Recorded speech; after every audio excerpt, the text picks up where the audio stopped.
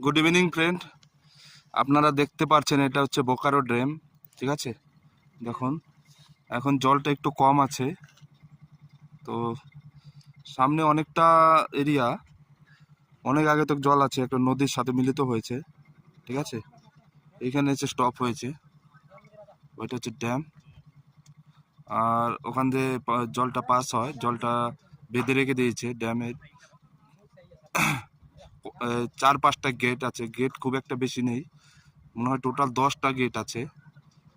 তো আমি একটু দূরে আছি, দেখতে পাচ্ছ সামনে কত সুন্দর একটা ভিউ। এটা হচ্ছে মেন রোড, মানে রোডটা চলে গেছে, এখান থেকে গাড়ি ফাড়ি সব যেতে পারবে।